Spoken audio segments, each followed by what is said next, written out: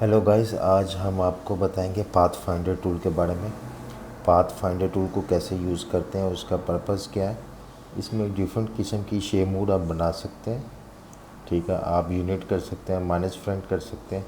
मैं आपको step by step ये सब टूल्स के बारे में आपको बताऊंगा। ठीक है, आप हमारी वीडियो को देखते रहें। ठीक है, सबसे पहले मैं आपको बताऊंगा कि अगर आपने शेप्स बनानी है, कोई भी शेप बनानी हो, तो इन टूल्स का आपको यूज़ करना पड़ता है। ठीक है, चाहे आपको कोई भी डिफ़िकल्ट किस्म की शेप बनानी हो। ठीक है, अगर आपको लाइंस को कट करना हो तो आपको इन टूल्स का यूज़ करना पड़ता है। ये पाथ फाइंडर। ठीक है, अगर आपको ये शो ना हो तो आप विंडो में जाएंगे, तो यहाँ से आपने टिक करके रखना है। अगर आप टिक करते हो तो यहाँ से गायब हो जाएगा। अगर दोबारा आप टिक करोगे तो ये आपको डिस्प्ले में शो करेगा। ठीक है, इसको आपने साइड पे कहीं भी एडजस्ट करना अपने हिसाब से। ठीक है, इसमें अब स्टेप सबसे पहले हम सीखते हैं यूनिट। ठीक है, यूनिट कैसे यूज़ करते हैं। फॉर एग्ज़ाम्पल ये मैंने रेक्टेंगल लिया है। ठीक है, रेक्टेंगल कोई भी शेप लो आप। ठीक है, मैंने दो शेप्स ली हैं। ठीक है, अगर इन दोनों को, अगर मैं एक को कलर चेंज भी कर दिया मैंने। ठीक है, इन दोनों को आपने सेलेक्ट करके, तो अगर आप इसको यूनिट करते हो तो देखिए क्या बनता है। ये जब यूनिट किया तो ये देखें, ये मर्ज हो गई हैं, इनका पाथ एक हो गया और ये ग्रीन कलर में शिफ्ट हो गई है, क्योंकि हमारा जो ग्रीन कलर सर्कल था वो रेड के ऊपर था, यानी कि फ्रंट पे था।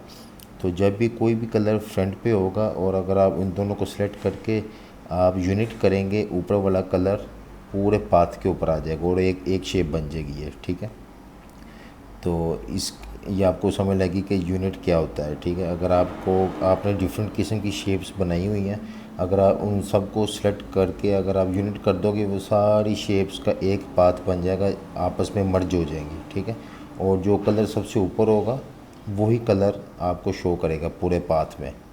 ठीक है, ये तो हमारा हो गया यूनिट, आपको समझ लगी होगी। ठीक है, इसके बाद हमारा सेकंड है माइनस फ्रंट। ठीक है, अभी फॉर एग्जांपल ये शेप है मेरे पास रेक्टेंगल रेड कलर का और हमारा सर्कल डाउन साइड पे ग्रीन कलर का। इन दोनों को जब मैंने सेलेक्ट किया, तो जब माइनस फ्रंट किया, तो जब आप माइनस फ्रंट करेंगे इसको, जो रेड ऊपर होगा ग्रीन के ऊपर, वो कलर वो कट कर देगा। ठीक है, जितना पाथ हमारा ग्रीन के ऊपर होगा रेड कलर का, तो जब आप माइनस फ्रंट करेंगे वो उसको वहाँ से कट कर देगा। ठीक है, कट करने के बाद उसको एक अलग से पाथ बना देगा। ठीक है, अब जैसे मैंने ग्रीन को ऊपर कर दिया, अब ग्रीन जितना रेड के ऊपर है उसको कट कर देगा।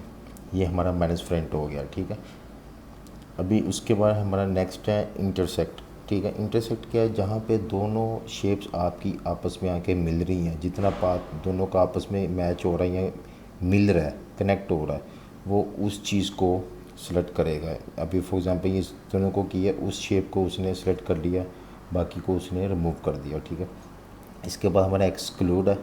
ठीक है, ये इतना इंपॉर्टेंट नहीं है, लेकिन ये भी समझो ये उसका उल्टा है। उसने उसको सेलेक्ट नहीं किया, उसने उसको डिलीट कर दिया और बाकी दोनों को छोड़ दिया उसने। ठीक है, और अनग्रुप करके आप शेप को सेपरेट कर सकते हैं। ठीक है, इसका भी इतना ज़्यादा ख़ास यूज़ नहीं होता, लेकिन ये कहीं ना कहीं काम आते हैं, लेकिन हम नॉर्मल डिवाइड से सारे काम ले सकते हैं। ठीक है, ये आपको सिर्फ बता रहा हूँ ताकि आपको पता लगे इन टूल्स का। ठीक, अभी ये डिवाइड का टूल है, ये डिवाइड का टूल सबसे ज़्यादा यूज़ होता है।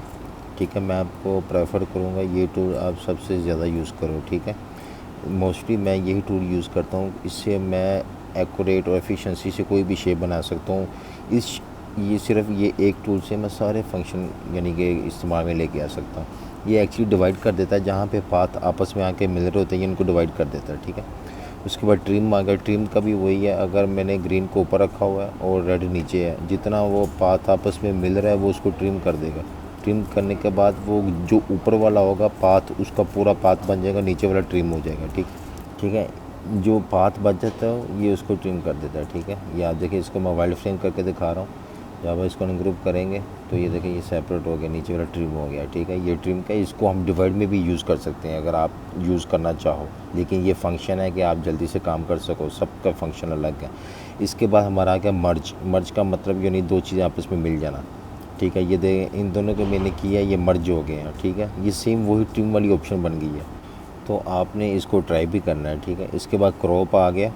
ठीक है। क्रॉप का मतलब किसी चीज़ को क्रॉप करना, ऊपर एक पाथ होना चाहिए, वो नीचे वाले को क्रॉप करेगा। अभी जैसे ये सर्कल मैं रेक्टेंगल को ऊपर लेता हूँ रेड को, वो नीचे मेरा सर्कल है, जब इसको पकड़ के मैं क्रॉप करूँगा, जितना रेड हमारा सर्कल के ऊपर था उसको क्रॉप कर लिया, बाकी उसने सब डिलीट कर दिया। ठीक। अभी मैं आपको एक प्रोफेशनल डिज़ाइन करके दिखाऊँगा कि हम अगर डिज़ाइन को क्रॉप करना है तो कैसा लगेगा। फॉर एग्ज़ाम्पल ये आप कोई भी डिज़ाइन बना लो, ठीक है, कलर चेंज कर लो। जब आप कर लोगे उसके बाद आपने इन सब को पकड़ के ग्रुप करना है। ठीक है, कलर हो गए, इसको ग्रुप किया, और जो ये साइड पे रेड पड़ा था ये हमारा पाथ है। ये रेड के नीचे जितना भी एरिया आएगा, ठीक है, वो नीचे वाले को, उसको आपने जहाँ तक कट करना है, इसके नीचे जो भी हो वो कट हो जाएगा।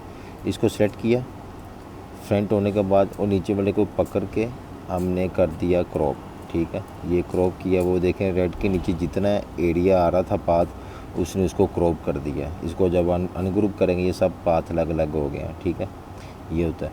उसके बाद हो गया आउटलाइन। आउटलाइन ये भी जब आपने डायलाइन बनानी हो या कोई भी एक शेप बनानी हो, 3D काम करना हो, तब आपको ये आउटलाइन पे काम करना पड़ता है। एक तो फील्ड होता है, एक आउटलाइन होती है। अगर आप इसको आप स्ट्रोक भी कह सकते हो, ये उसके लिए यूज़ होता है। ठीक है भाई, फॉर एग्ज़ाम्पल ये एक मैंने आउटलाइन ली, इसको ब्लैक कलर कर दिया, और ये एक और आउटलाइन इसके नीचे रखी। ठीक है, इन दोनों को सेलेक्ट करके मैंने कर दी आउटलाइन। ठीक है, आउटलाइन होनी चाहिए, ये आउटलाइन कर दी मैंने। ठीक है, अभी इसका ना फील्ड है ना स्ट्रोक है। ठीक है, आप इसको स्ट्रोक कर लो। ठीक है, स्ट्रोक कर दी ब्लैक, और इसको मैंने अनग्रुप किया।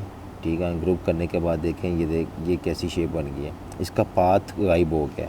ठीक है, ये देखें सब पाथ, जब हालांकि एक लाइन आपस में मिलनी चाहिए लेकिन ये आउटलाइन होगी, कट हो गई आपस में। ठीक है, इसके बाद आ गया माइनस बैक। माइनस बैक आपको समझ लग ही गया होगा, यानी कि ग्रीन के नीचे कुछ भी होगा वो ख़त्म हो जाएगा, बैक हो जाएगा माइनस बैक। ये देखिए, ये जब टूल फंक्शन यूज़ करते हैं उसने वहाँ से रेड को रिमूव कर दिया। ठीक है, ये माइनस बैक हो गया। ये बहुत इंपॉर्टेंट शेप्स बनाता है टूल, आपको ये ट्राई करना चाहिए। आपको इसके ऊपर पूरी 100% ग्रिप होनी चाहिए। ठीक है।